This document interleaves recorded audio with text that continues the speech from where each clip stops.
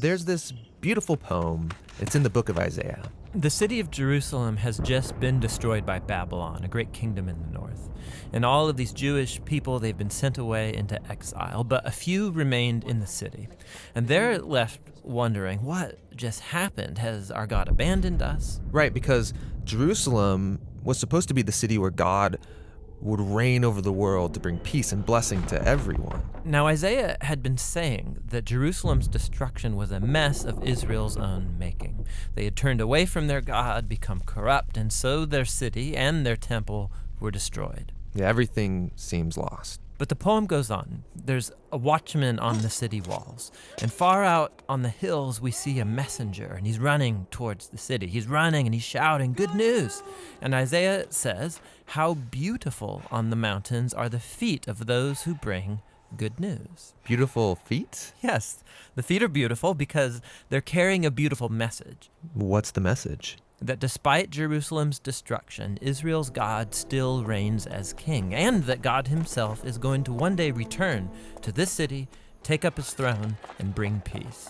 And the watchmen sing for joy because of the good news that their God still reigns.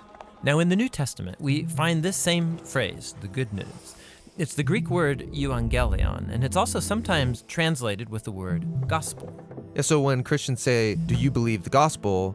they mean, do you believe the news? But not just any news. In the Bible, this phrase is always about the announcement of the reign of a new king. And in the New Testament, the Gospels use this phrase to summarize all of Jesus' teachings. They say that he went about proclaiming the good news of God's kingdom. So Jesus saw himself as the messenger, bringing the news that God reigns. Yes, but the way that he described God's reign, it surprised everybody. I mean, think, a powerful, successful kingdom. It needs to be strong, able to impose its will, able to defeat its enemies. But Jesus said the greatest person in God's kingdom was the weakest, the one who loves and who serves the poor.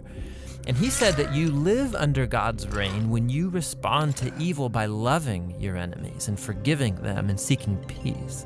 This is an upside-down kingdom. Now, Jesus also said that this kingdom was arriving with him. Yeah, so for example, there's this really interesting story where there's a high-ranking Roman officer, and he comes to Jesus begging him to heal his servant. And he even calls Jesus his Lord, acknowledging that Jesus is his authority.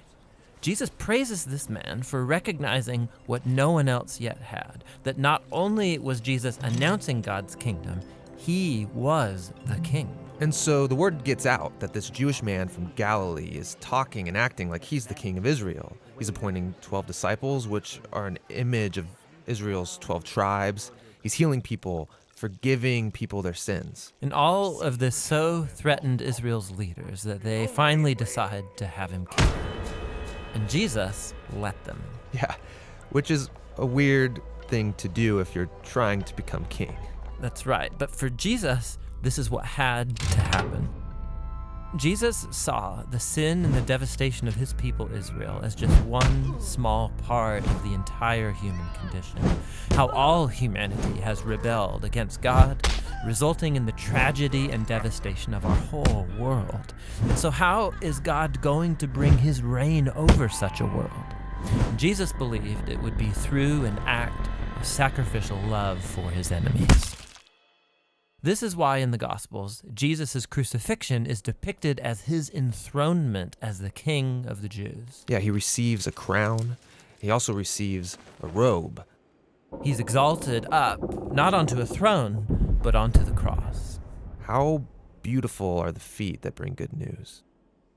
And the good news now is that Jesus has defeated death and that he reigns as king, that he's dealt with our sin and corruption himself and that he's conquered it with his life and with his love.